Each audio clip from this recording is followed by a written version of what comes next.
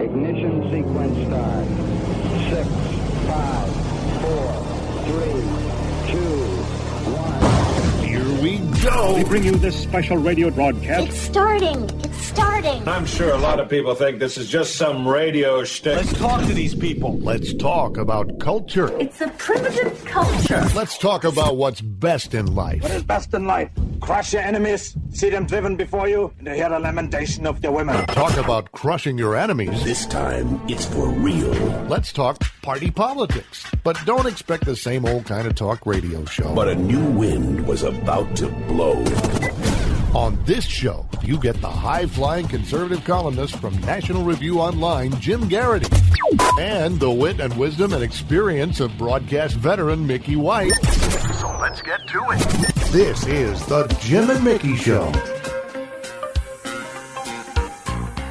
Welcome to the Jim and Mickey Show, brought to you by Victor Freeze Cryogenics for all of your medical and school scheduling needs. I am the extraordinarily frustrated Jim Garrity, joined by my lovely co-host Mickey White. Our first show done in the same room, so it'll be interesting to see if people actually can hear the difference there. I am mildly frustrated because the accumulated 1/10 of a centimeter has been enough to shut down Fairfax County schools for the entire day, not merely a mere, delayed opening. And I believe the last update was that the schools would reopen in May. They're just why do they even hold school anymore? Well, that's the thing. We moved to Authenticity Woods in Fairfax County because of fantastic schools. Except they're never open. Because so your kids are going to be going to school till like July. Probably, if they'll be too hot. The kids can't handle the humidity. Yes, we go from too cold and to too hot. My apologies to listeners who have heard me rant about this time and time again, but I'm fairly certain that the good fine people of the Fairfax County school administrators hear me complaining about this. But it's really not just Fairfax County. I do feel the need to kind of step in here, being that I'm a Northerner. We discussed this last week, and living in the South, it's a situation of them not being able to decide. And sometimes they just panic. One of the funniest things that happened to me when I first moved to Richmond, growing up in, again, Western PA, where it snows all the time, literally all but 2 months out of the year. So you can go in there and, if we cancel school, we'd never have school every time it snowed. I moved down here to Richmond. The first weather forecast called for freezing rain as a possibility the night before. All of the schools canceled. Too risky. We dare not, As it the turns kids out, could die. Not only was it not freezing and raining the next morning, but it was sunny and nights out, and the kids basically got a day off where they were just out and about. So I don't want you to think it's just you. I think other parents hear it too. Well, I'm kind of marveling at the fact that, this has been a perpetually accelerating complaint of parents in the D.C. area, and it's as if the school administrators respond, "Oh, you thought that was a needless cancellation? Look at this one," and you end up with the fact that the dew point is too low, so we can't have school. The dew point is too low. The humidity. And again, watching, I talk about my job, my daytime job a lot, and my traveling with it, and I go to a lot of large cities, and I really am starting to grasp why the people in D.C. and New York and Atlanta think the world revolves around them. Okay, I'm all ears. It's because in your world, it does. It does. Yeah. You have local news the way the rest of us have national news. Okay, and it's all the time. So you guys are always being told about your traffic, your metro, some vote, some this that's going on, as though it's the most important thing in the world. All the time. Yeah. I don't see a lot of coverage of other areas of the country in your news. That's true. It's like national news, which is all about New York and D.C. and L.A., and then you have local news, which is all about just D.C. or New York or L.A. Okay, going back to my ancient journalism days in the college paper. Yes. We remember being told that, look, weather is the one news story that affects just about everybody. So whether it's snow, whether it's extreme, So do you think that's why people ask each other about the weather? Yes, it's this natural, easygoing topic. It's the one thing you guaranteed, how about this weather we're having, is the most innocuous and safe, as opposed to, what do you think of the Muhammad cartoons? Yes, you're There are right. certain, You know, win. Yeah, it's a very safe topic, and it's very unlikely. Well, it's getting to the point now, like you can't ask about the weather because someone's going to say, like, "Well, climate change is ruining everything." That's true. So it is now more controversial. And when you talk about the constant traffic and commuting news, I mean, we do have train tunnels exploding and full of smoke and stuff like that. Do we know why that happened? Something hit the third rail. And the third so it was rail like an accident? The third rail got wet, is what they're saying. And as a result of that, for those who didn't follow the story, unbelievably bad smoke inhalation, like 80 people hospitalized, one person dead. And I believe Metro says the only way to possibly deal with it is to increase fares again. I'm certain they're of terrible. It aspires to third world status, the DC, public transportation system. Oh, again, the Metro, a story for another day. But again, please note, all of you who don't live in DC, how important that was to Jim to explain to all of us how important the Metro was to him. It is, just because saying. People outside the Beltway might think, oh, it's this, pinnacle of like what's the Hunger Games, the capital city, that it's this shining, and no, it's a disaster area. It outgrew its infrastructure a long time ago, and I love actually talking to people from DC and getting directions from them because they want to know what metro stop you're nearest to. Like normal people, that's how they know. People drive cars; they don't take the metro everywhere else. Take note, New York and D.C. But here, as opposed to New Jersey, where what exit are you from? Exactly. Yes, it's what exit are you from and Pennsylvania as well, because of 80 and the turnpike. So, yeah, but it's one of those things, and I think that it's really interesting that people get very frustrated. Like, why do these people believe the world revolves around them? Because the news tells them it does every day. So, what news outside the Beltway are those of us inside the Beltway missing? What a lot of things happen that don't involve you guys. I don't dispute that. And I'm sure that's really important. But I think that's why stories like a Ferguson, which I don't even want to get into the politics of it, but a story like Ferguson catches people in New York and DC's interest. So then it becomes interesting to other people.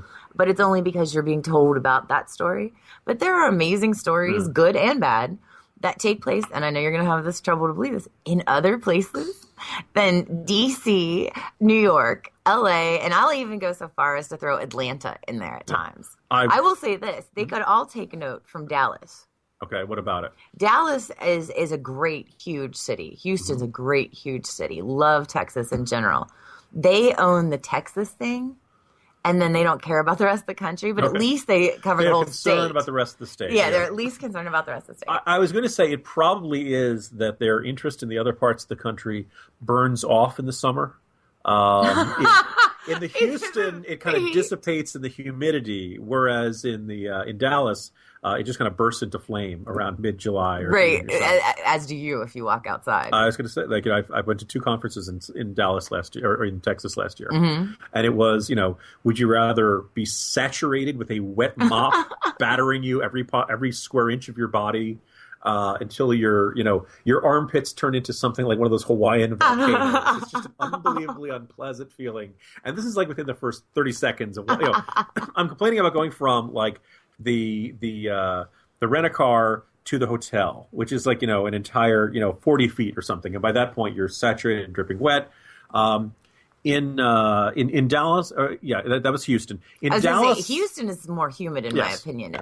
I've been to Houston in February, and you walk outside and immediately decide you have to go back inside and change because you're covered in sweat or worse yet, just that melting feeling that everything around you has melted. You've turned into one of those paintings. Salvador Dali. Salvador Dali. Your watch is melting on your wrist. Yes, exactly. You have actually turned into one of those. I was going to contrast and say Dallas is more of a dry, spontaneous combustion. But isn't that Arizona? No, see, Arizona, I now understand. Isn't that where they do the dry heat? Why older people, retirees, move to Arizona and the Phoenix area. Why? Because we were just at the museum last weekend. You know how they used to preserve the mummies in Cairo, Egypt? That the dry desert air is very good for preserving the aged for years and years and years. I just want to point out, this is the joy of doing a show in person. I nearly made something come out Mickey's nose on the show. This was coffee indeed. That was about to be a really ugly moment. Jim just got to see it. We've just shifted Mickey's nostrils from a dry heat to a wet heat. So you're suggesting that old people go move and live in Arizona because it mummifies them and preserves them so they don't die? Well, also very cheap real estate. That's the other. The other thing is cheap real estate. So it's Very the good. mummification and unlimited space and things like that. You go ahead and address those to Jim Garrity. You don't leave me out of this one. Fine. All People I'm of saying in Arizona. is I've been told. Why do you think? I've been told about the dry heat more than once, and I just personally, I prefer that to the wet, swampy, terrible heat of like Florida in the summer. Now, okay, two other observations about Arizona. One, it's the location of it's the home state of Barry Goldwater and the Goldwater Institute. People don't realize he was called that because in Arizona, water is worth its weight in gold. Because it's so dry. And of all the people in Arizona, who would you say in our circle, in our world of bloggers and folks on the right, when I say Arizona, who comes to your mind? John. I say ex-Urban John, John on Twitter, who is famous for his teacup holding or anything. Oh, yes, ex-Johning. Yes, and why does ex-John, why is he always pictured with something holding? Because he's attempting to rehydrate himself. Constantly. Just from living in Arizona. Oh, my God. You have just solved He the needs to do secret that. of the biggest internet mystery. There you go. Why is ex-John Why does he have a drinking problem? Yes, it's because he's constantly thirsty. There you go. This makes perfect sense. So now that we've alienated all of our listeners in Arizona, Florida, you've complained about the D.C. New York corridor. I'm sure I've complained about Richmond at some point. Yeah, already. okay. The observation that I was making there though was that for all of the resentment of D.C. and New York, you would think they'd be better run. You would think but it all comes out of their local government. Well, okay, they're a wealthy. Everyone always you would points think out, that people would be like watching it more closely, but ultimately it's still the same people voting for it inside of a city situation. So it's no different than any other city in that aspect. Yeah, you often hear the cited statistic that like 8 of the 10 wealthiest counties in the country are right DC here, area. yeah. And it's a fair objection to make, but in light of all that wealth, you'd think the place would be more competent. You would, but none of those people actually live in the district. Oh, no, the District of Columbia is a disaster. Well, right. That's what I'm saying. Yeah. But that's part of the whole structural system that we discussed. Like, people forget that what we consider D.C. is, outsiders consider D.C. the Beltway. Yes. The Beltway people. Yeah. You have this, you have that. Yes, you have 7 counties that are very, very wealthy, but none of those people live in the district. For good reason. Right, but the district is who gets to vote on that. Yeah. I moved originally to Alexandria to be governed by a much better class of socialist.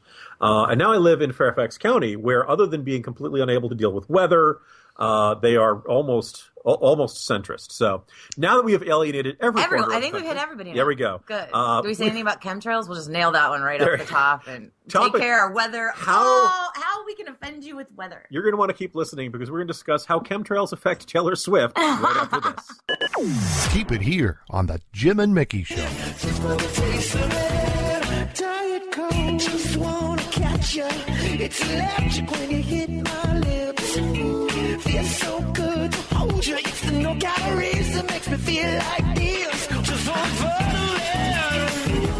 just for the thrill, just for the love, just want to taste of it. Diet Coke.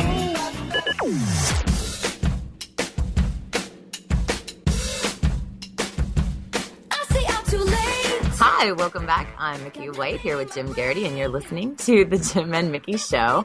And I have recently run into a problem, Jim. It's something that I have been fighting.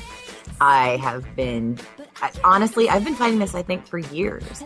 I have been swifted. As opposed to Swift. So, angry Vietnam veterans have come out. No. Denounced not your. Swift-voted. Not okay. Just swifted. Swifted, Taylor. You're swifted. All right. So how did she become a verb? I don't know. I've decided to make her a verb. This is what I do. I don't know. Whatever the condition is you found, you just can't shake it off. Yes, that is correct. For everyone who doesn't like that joke, haters gonna hate. I wanted to not like her. In fact, I found her a little creepy at first. But the thing is, you can't stop her. Mm-hmm. You might as well just go with it. I don't know, and again, I could make a Josie and the Pussycats reference here, if that's why I can't get her out of my head. But I wake up in the morning and there's a Taylor Swift song in my head, or I'm in the shower and there's a Taylor Swift song in my head, or I'm in my car and every single channel there's a Taylor Swift song on. So eventually you listen to her songs and they're catchy. And she got me again today. And